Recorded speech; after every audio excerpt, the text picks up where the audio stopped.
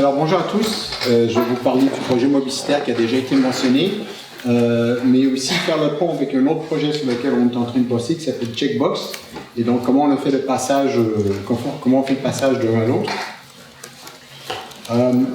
Tout d'abord, juste un petit contexte très grenoblois, hein, avec la photo d'une de mes copines qui habite juste au-dessus de Grenoble et qui chaque matin voit Grenoble qui ne voyait pas en dessous du nuage là qu'on voit.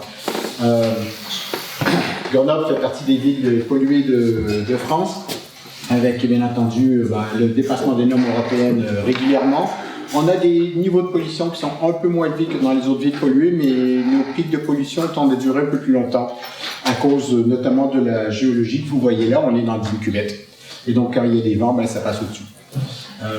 Il y a deux sources majeures de pollution. On parle pas mal de mobilité aujourd'hui, j'ai trouvé, puis on parle pas assez de chauffage au bois. Ce qu'il faut savoir quand même, c'est que dans les périodes de pollution à Grenoble, c'est 80% des particules fines qui proviennent du chauffage au bois. Hein. C'est pas la mobilité.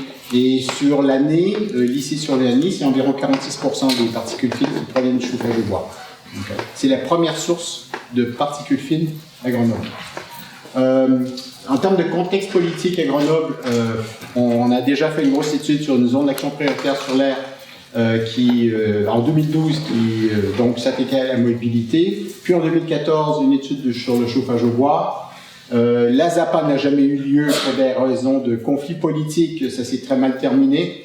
Mais on avait quand même fourni pas mal de données sur une zone à circulation restreinte marchandises. Et puis maintenant, on parle d'une zone à faible émission qui devrait s'agrandir à d'autres formes de mobilité plus personnelles, comme ma voiture par exemple. Grenoble est également récipiendaire du programme Ville respirable, qui inclut dans l'offre, dans le texte, deux petits mots que je trouve très intéressants, c'est-à-dire des mesures radicales pour tenter de diminuer de manière significative la pollution d'air à Grenoble. Alors dans ce cadre, en fait, on s'est retrouvé avec donc ces grandes études sur le chauffage au bois, sondage, enquête, etc. Et en 2016, on a pensé à justement intégrer les nouvelles technologies pour faire quelque chose de plus citoyen, de plus participatif et à plus petite échelle, avec bien entendu de la part d'Atmora quelques attentes dont quel type d'impact ça peut avoir sur les représentations sociales, sur les perceptions, sur les niveaux de connaissances par rapport à la pollution, à la qualité de l'air, mais aussi sur les pratiques. Et là, la Mobicitaire était spécifiquement axée sur la mobilité, même si les gens ont fait des mesures de toutes sortes, ont beaucoup joué avec, un vrai cadeau de Noël, au-dessus de la chandelle, en faisant des crêpes, en laissant brûler le poulet, etc. etc. Dans les deux cas, Mobicitaire et Checkbox, on utilise la même méthode de base. C'est-à-dire que tout d'abord, on a élaboré un questionnaire de recrutement parce qu'on visait à obtenir une panoplie, une représentation un peu de la diversité de la population grenobloise. Alors pour le dire tout de suite, représentants de l'ADEME qui sont peut-être ici, on a une meilleure représentation de la diversité de la population grenobloise dans Mobicitaire que dans Checkbox. Pour une raison de méthode et d'objectif, c'est que dans Mobicitaire, c'est que n'importe qui se déplace, marche, roule, en fauteuil roulant, en voiture, en vélo, n'importe quoi, est éligible. Donc ça a été très facile en fait de recruter des gens qui avaient des niveaux de scolarité différents, des modes de transport différents, des niveaux de technophilie différents et des niveaux de connaissances différents par rapport à la pollution. Ce qu'on tentait d'avoir de leur part, grâce à la questionnaire de recrutement, c'est d'avoir des gens qui à la fois s'y connaissaient beaucoup en termes de qualité d'air, étaient capables de répondre à certaines questions, et d'autres qui s'y connaissaient pas du tout. Avoir des gens qui étaient particulièrement concernés pour des raisons de santé ou pas. Et donc pour essayer d'établir en fait une sorte de profil. Dans Checkbox, l'idée c'était d'aller mesurer des gens qui, sur 30 entretiens semi-directifs, on en voulait 22, qui avaient un chauffage au bois. Et donc déjà, si vous dites poêle à bois, vous dites surtout maison, et si vous dites maison, vous dites surtout propriétaire, et donc c'est SP scolarité qui va avec. Surtout à Grenoble, qui est une des villes les plus scolarisées de France. Ensuite, on les a lâchés dans la nature, avec en leur prêtant un microcapteur pendant environ 2 semaines. C'est un peu plus dans la réalité. Et là, ils se sont amusés. Et on a fait exprès, en fait, quand on les a rencontrés, pour leur dire, pour ne pas leur donner beaucoup de consignes. L'idée, notamment dans Mobicitaire, puisque c'était il y a déjà près de 3 ans, c'était de savoir, mais qu'est-ce qu'ils ont envie de savoir? On ne pouvait pas savoir nous-mêmes. Donc, on leur a dit, en autant que vous endommagez pas votre truc et vous ne le mettez pas dans l'eau, vous faites ce que vous voulez. Et donc, il y a eu une belle diversité de mesures. Ce qui est étonnant, c'est que on leur a dit ça, et pourtant, eux, ils avaient des attentes par rapport à le type de mesures qu'ils voulaient faire. Et donc, ils se sont dit, et ça, on l'a découvert durant les troisième entretien sur une directive, par exemple, on s'est dit, mais ça fait 3 qui nous disent, non, j'ai fait tout remonter toutes mes mesures, et puis là, on a dit, ouais, mais il y a eu, on a fait cuire des crêpes, bon, je ne vais pas faire monter celui-là parce que je ne pensais pas que ça allait vous intéresser. Quand ça fait 3 fois qu'on entend ça par 3 personnes différentes, on change un petit peu la grille de questions, et on leur dit, est-ce que vous avez fait remonter, vous faites des mesures que vous n'avez pas fait remonter? Ils disent, non, j'ai tout fait remonter, et ensuite on insiste, puis là, finalement, le poulet qui brûle, la voiture dans le garage, la personne est dedans, mais celui qui mesure est à l'extérieur, voilà. Il y a tout ça qui se met en route, et on réalise en fait que les gens ont des attentes sur qu'est-ce qui doit être pertinent, cohérent et structuré pour, et ce avec quoi ils veulent s'amuser. Ça, c'est très, très important, le côté ludique. On a eu une personne qui est arrivée avec un objectif quasi politique en tête. Il voulait prouver que l'incinérateur de Grenoble était la source de pollution de son quartier. Donc, il s'est promené autour de l'incinérateur à plusieurs heures de la journée, à différents moments, pour réaliser qu'en fait, les pics de pollution étaient situés autour de 2 boulangeries qui faisaient cuire leur pain au feu de bois. Et donc, il est arrivé un peu dégoûté. On a eu exactement la même personne, le même type de profil. Cette fois-ci, c'est un élu d'une petite commune, dans Checkbox, qui voulait nous prouver absolument, grâce à la mesure, que nous avions tort et qu'il avait raison. Et il est arrivé extrêmement penaud, mais très, très candide aussi quant à son expérience et comment ça le chambouler aussi et pas mal remis en question, en fait. Alors, pour Checkbox, on va aller un peu plus loin. On a compris certaines choses dans Mobicitaire, on a décidé qu'on voulait pousser le bouchon. Et une des choses qu'on voulait faire, c'est que dans Mobicitaire, quand les gens venaient chercher leur microcapteur, en fait, ils s'assoyaient avec Nicolas, qui fait partie d'Atmora, et là, sur une période d'une moyenne d'environ 1h15, il les formait. 1h15 multiplié par 30, ça fait beaucoup d'heures de boulot. Donc déjà, ça rendait la gestion du projet difficile. Donc là, on a décidé de faire ça en groupe. Tenter, en fait, la formation de groupe sur 3 heures, 15 personnes. Beaucoup plus efficace. Et en fait, les gens beaucoup apprécient ce moment de convivialité et d'entraide mutuelle. Donc, ça s'est plutôt bien passé. J'étais un peu sceptique au départ, mais finalement, très bien. Ensuite, cette expérience va nous mener, en fait, à éventuellement créer une offre de prêt grand public des microcapteurs par le biais d'une captothèque. Et ensuite, dans Checkbox, on va aussi avoir une comparaison avec un centre sur le terrain avec Florian qui est juste là, qui va présenter quelque chose aussi. Et je vais également faire des comparaisons sur les perceptions et représentations sociales depuis 2012 à Grenoble. Donc, on va pouvoir vraiment brasser pas mal de données.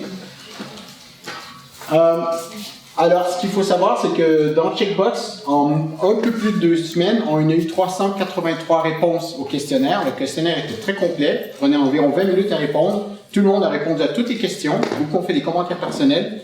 Il y a eu seulement 2 personnes qui n'ont pas voulu répondre à la question du genre. Mais sinon, pratiquement tout est plein. Encore une fois, on vérifie à l'aisance avec les technologies, les niveaux de connaissance sur la pollution. Et là, cette fois-ci, zone géographique. C'était pas très important dans Mobicitaire.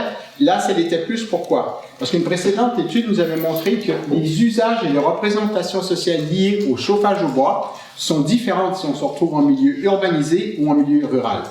Quand on est en ville, et à Grenoble, il y a environ, c'est une estimation, 15 000 poêles à bois qui devraient être changés et qui polluent. Et en fait, les gens en ville utilisent leur poêle à bois non pas pour se chauffer, mais parce que c'est super romantique. Parce qu'on va avoir une belle soirée avec des amis, c'est la peau de bête, vous voyez le genre. Et donc, ça veut dire que si même on a une cheminée avec un poêle et un insert, on laisse les portes ouvertes et donc on émet énormément de particules. Les gens en campagne, dans le milieu rural, se chauffent avec, leurs poêles à bois sont beaucoup plus récents, et ils sont beaucoup plus efficaces, et ils sont utilisés de manière efficace. Okay? Et donc, pour ça, là, la zone géographique nous était un petit peu importante. On a regardé s'il n'y avait pas des corrélations, etc. Dans Mobicitaire, bien entendu. Par exemple, si je suis très gêné pour des raisons de santé, je souffre d'asthme, est-ce que je suis mieux informé que les autres répondants au questionnaire? Ben non. Étonnant, mais non. Si mon niveau de scolarité est plus élevé, ben non non plus. Il y a eu quelques petites corrélations qui n'étaient pas énormes dans Mobicitaire. Ceux qui utilisaient la voiture, beaucoup avaient tendance à penser que c'était moins gênant que les autres, mais légèrement. C'était pas une grosse rupture non plus. Et est-ce que ça a eu un impact sur Mobicitaire? A-t-il eu un impact sur les représentations sociales? Si. On retrouve la même chose dans Checkbox déjà avec les entretiens qu'on a effectués. Les gens comprennent mieux la question de la pollution, mais surtout ils se posent des questions beaucoup plus pertinentes et pointues qu'avant. Est-ce qu'il n'y a pas différents types de pollution qui n'ont pas des effets différents sur la santé? Est-ce que même différents types de particules, même si elles sont de 1 micron, si elles ont des formes différentes, est-ce qu'elles n'attaquent pas mes alvéoles de manière différente? Est-ce que les pollutions intérieures et extérieures ont les mêmes effets, etc. C'est des questions qui ne se posaient pas avant. Donc des questions de niveau de connaissance et de représentation. Mais là, pour n'importe qui travaille sur le changement climatique, comme vous le savez, la mobilité est fortement contrainte au quotidien, notamment par le travail et par la venue d'un second enfant. Autrement dit, Mobicitaire n'a pas eu d'impact sur la mobilité. Okay. Les gens qui se promenaient en vélo avant ont continué pendant et après. Même chose pour les gens qui sont en voiture ou en transport en commun. Ça ne change pas. En revanche, on a une surprise parce que ce n'était pas attendu dans Mobicitaire, c'est du chauffage au bois. La grande surprise des 30 personnes qui ont fait les entretiens, c'est de dire « mais le chauffage au bois a un impact ». Je monte hors de la pollution de Grenoble, je monte en altitude, et là, ça descend, je suis à Sainte-Sévère, je suis content, je passe dans un village, boum, je me retrouve à 80. Je regarde, je sens, je vois la fumée, je la sens avec mon nez, je sors du village, ça redescend. Ben je merde, je fais un retour et ça remonte. Et c'est par ce type d'observation, ressenti par le nez, ressenti par les yeux, etc., qui ont amené pas mal de gens dans Mobicitaire à comprendre l'importance du chauffage de bois dans la pollution.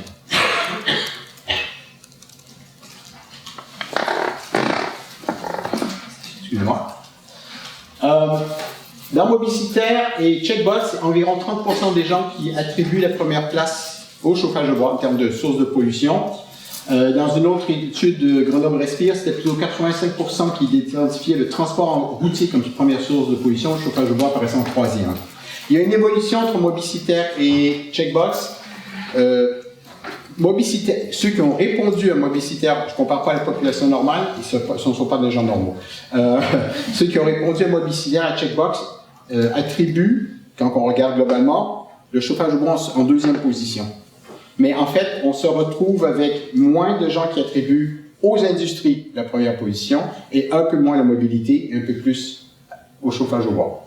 Donc, par exemple, mobilité, on passe de 41% à 39%, ça fait 2% qui va au chauffage au bois, et les industries passent de 17 à 12% qui pensent que c'est la première source et qui l'attribuent au chauffage au bois. Donc, apparemment, les politiques publiques de sensibilisation sur la question-là ont eu un petit effet sur nos répondants, parce que sur la question de la population générale, c'est autre chose.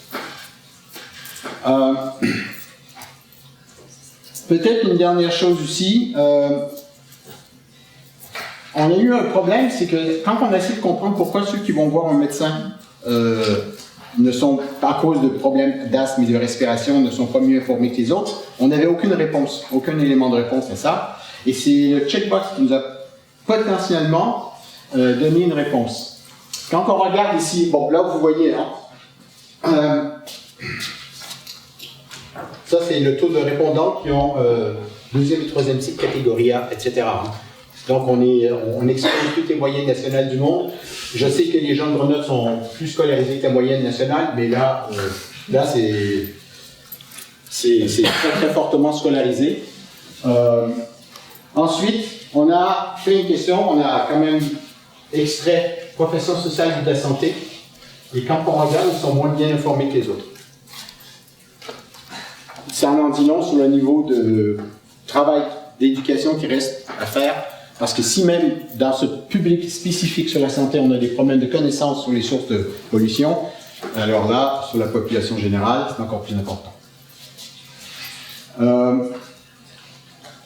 Là, ceci, ce sont tous les résultats du questionnaire de recrutement, pas des entretiens semi-directifs qu'on effectue, parce que je suis en train de faire ma mise à plat et je suis pas encore prêt à donner des résultats. Sur le genre, dans les deux cas, dans Mobicitaire et Checkbox, les femmes se sentent mieux informées que les hommes, légèrement, sur la question de la pollution, mais elles répondent un peu moins bien correctement aux questions de connaissance. Donc, à quoi attribuez-vous, où est-ce que vous êtes en sécurité, etc. Elles se sentent plus gênées que les hommes et plus concernées par l'impact sanitaire. Et ça, pour moi, il y a un parallèle à faire parce que quand on regarde les différences entre les hommes et les femmes sur les problèmes environnementaux, les femmes se sentent plus concernées aussi que les hommes sur par les problèmes environnementaux. Donc là, il y a un lien à faire. Il y a un peu plus de femmes qui imputent aux usagers de la première place de pollution que d'hommes dans le checkbox, mais elles sont quasi à égalité avec les hommes à imputer au chauffage au bois. Donc là, la différence se joue sur la mobilité. Sur les résultats des entretiens, je voulais peut-être aussi juste vous faire part de certaines réactions qu'on a eues sur la question de la sociologie. On a eu affaire dans Mobicitaire et dans Checkbox, même avec des niveaux de scolarité et des formes de scolarité et des métiers très différents, à des gens qui étaient d'une très très grande rigueur méthodique, méthodologique dans leurs mesures, à comparer le même point à différents moments dans la journée. Ou alors, en ouvrant et en fermant une fenêtre, en attendant, avant avoir passé l'aspirateur, pendant et après.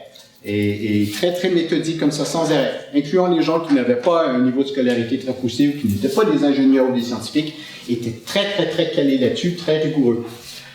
Donc ça, c'est une première chose, mais je me souviens d'un commentaire, un mec qui est arrivé qui dit, mais on est bien d'accord que mes mesures, c'est pas représentatif de ce qui se passe à Grenoble.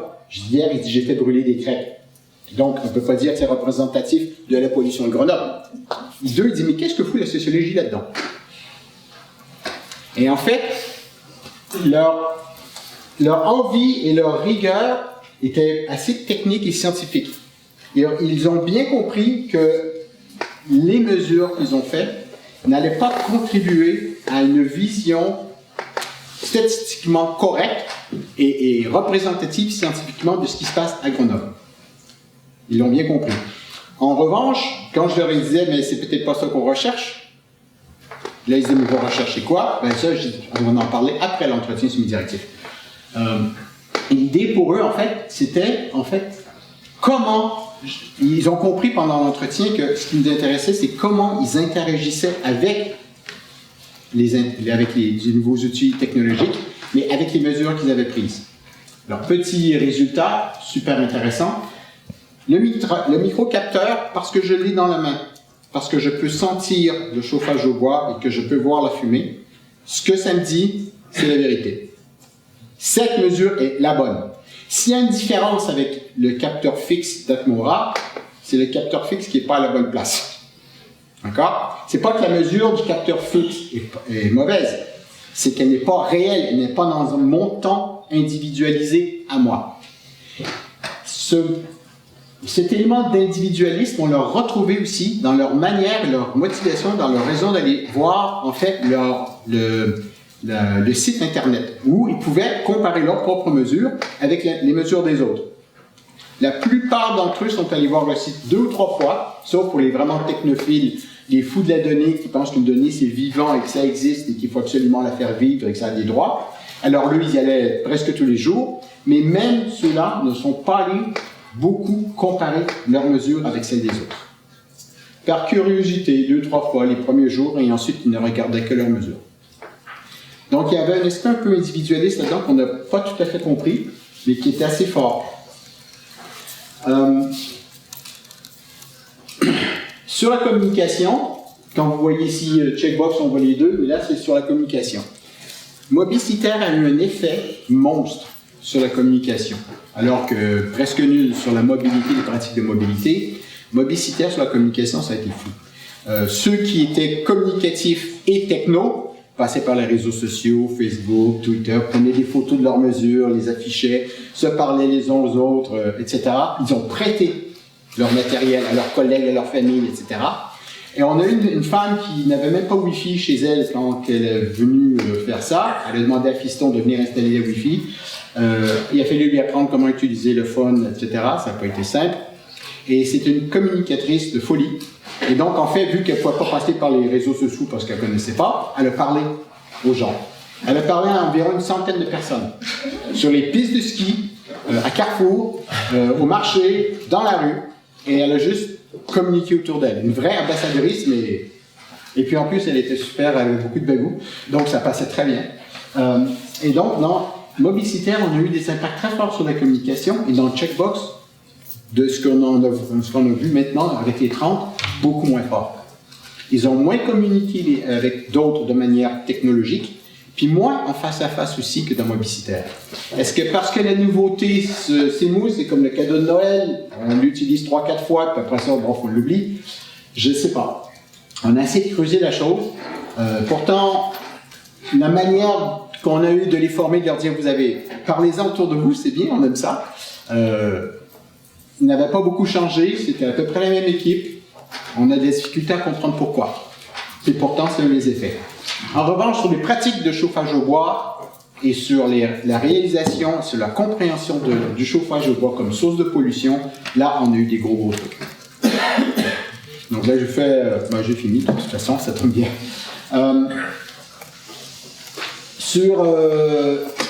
Le dernier point, c'est sur la cartothèque, laquelle il y avait la carte sur laquelle il y aura aussi leurs émissions et leurs mesures. On a eu, en fait, encore une fois, peu de gens qui ont vraiment regardé beaucoup. Il y en a eu 3-4 qui ont été très très assidus, mais sur les 30 à qui on a parlé, il y en a 25 franchement qui l'ont regardé encore une fois 3-4 fois, et puis qui ont arrêté parce que ça ne changeait pas grand-chose en fait. Mais encore une fois, le capteur était la source légitime d'information quand il y avait des informations différentes dans les autres réseaux. Ça va même tellement loin que dans Checkbox et Mobicitaire, ceux qui regardaient le site Internet ou qui regardaient dans le Dauphiné libéré ou dans autre chose, des sources d'information pour la qualité de l'air, quand ils avaient le capteur en main pendant 2 semaines, ils arrêtaient de regarder les restants, sauf pour des exceptions. Donc, c'est devenu vraiment la source, en fait, l'information. Voilà.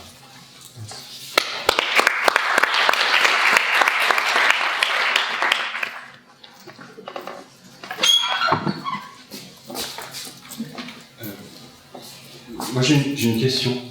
Ah, mais il a le droit. Mobicitaire a produit une quantité de données incroyable. Donc j'ai bien compris là, dans votre exposé que l'essentiel n'était pas justement sur l'analyse de la donnée ou la comparaison avec les données d'observation d'Atmora. Mais est-ce que ce travail a quand même été fait? Est-ce que quelqu'un a fait quelque chose en fait de la quantité en fait de données? Oui, Atmora a travaillé là-dessus. Et on se retrouve au niveau spatial géographique avec certaines zones comme le centre-ville. Là, c'est pacté de données. Il y a tout le monde qui passe par le centre-ville. On en fait beaucoup. On pourrait presque dire des choses qui sont correctes en fait sur le centre-ville. Mais il y a d'autres quartiers, un quartier en particulier, la Presqu'île. Il y a une seule personne qui en fait et c'est un membre d'Atmora qui passe tous les jours en vélo. Et donc, on a des inégalités de couverture de la zone géographique de Grenoble qui sont très importantes. Et donc, sur les données, sur les comparaisons, on trouve ça quelque part? Sur le site d'Atmora, je pense. Ouais. Ouais. Alors là, justement, ça c'est un des projets qui devrait ressortir de Checkbox, c'est que Atmora veut bien, en fait, commencer à faire des stations fixes, parce que tout ça, c'est portable, hein, ça s'accroche sur le centre... sur une sacoche, sur un sac à dos. Mais l'idée, ce serait de faire des stations fixes pour faire des PM, encore une fois, mais sur le balcon, mais avec une vérification des conditions, etc., pour que ça commence à dire quelque chose, pour commencer à descendre, à affiner le maillage, en fait, des capteurs. Merci. Je rends la parole à la salle s'il y a des questions. Vous avez décrit un peu mieux pour moi le capteur. Vous n'avez pas de photo du capteur? Non. Le capteur de... Ah, mais c'est le petit fantôme de Batman blanc dont on parlait tout à l'heure. Ah, Ouais, mais la molicitaire, il était carré, boîtier et franchement moins. C'est au Mickey. Et d'ailleurs, ceci, on s'est sorti sa boîte. En fait, il y a beaucoup de gens dans la rue qui envoyaient ce capteur carré noir suspendu. Il y a pas mal de gens qui sont allés dire mais c'est quoi que vous avez là sur votre sac alors que là, dans Checkbox, ça ne connaissait pas. Donc c'est le petit, parce que moi je découvre, le petit fantôme là, il s'accroche comme ça, il faut qu'il soit à l'air libre. À l'air libre, et après il a un système d'accroche ou... Oui, bah ça bouge bon. D'accord. Tout ça.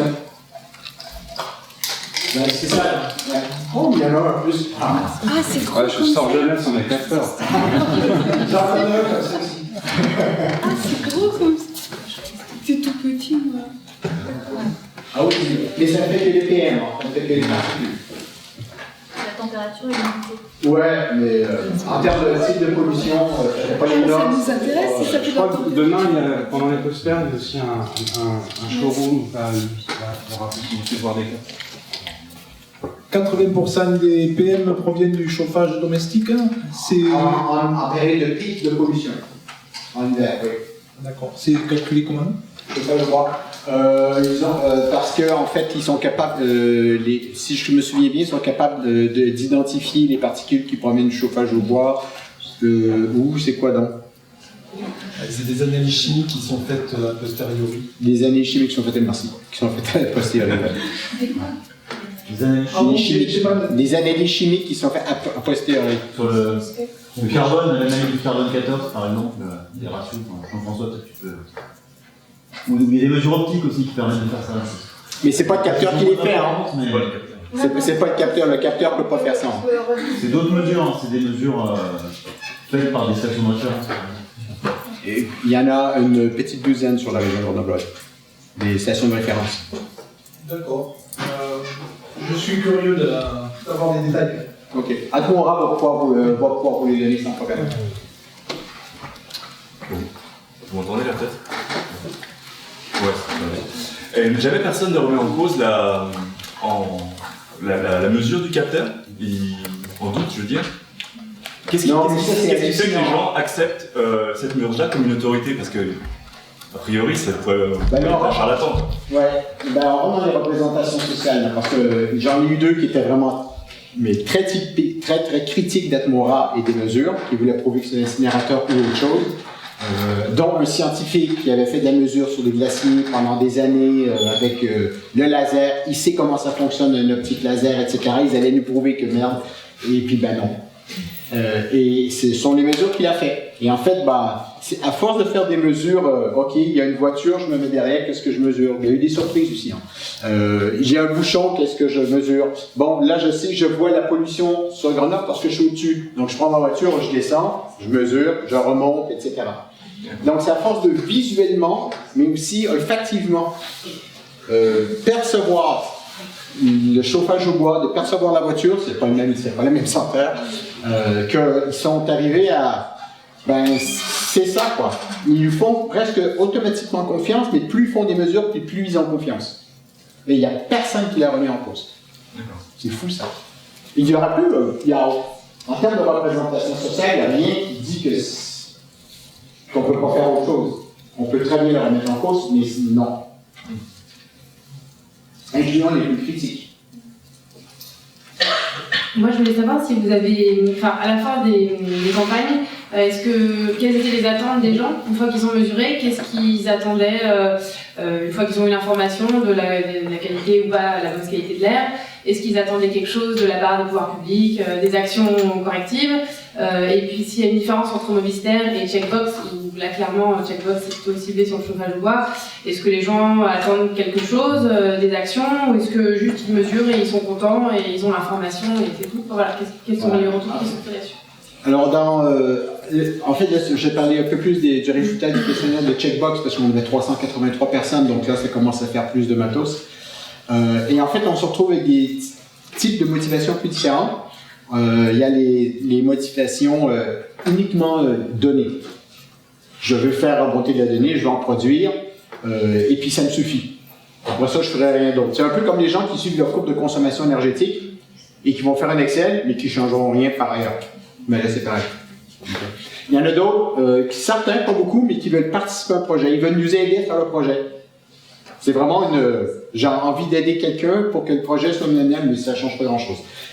Beaucoup de curiosité intellectuelle, de la curiosité sanitaire, et on a un groupe spécifique, les sportifs. Est-ce que bon, à Grenoble, on a ce qu'on appelle la Bastille, qui est une espèce de petite forteresse qui est en haut à mi-chemin d'une colline, et n'importe quel sportif qui veut s'appeler sportif à Grenoble doit apprendre à courir et à monter en courant la Bastille. C'est le truc de base, c'est de la culture grenobloise.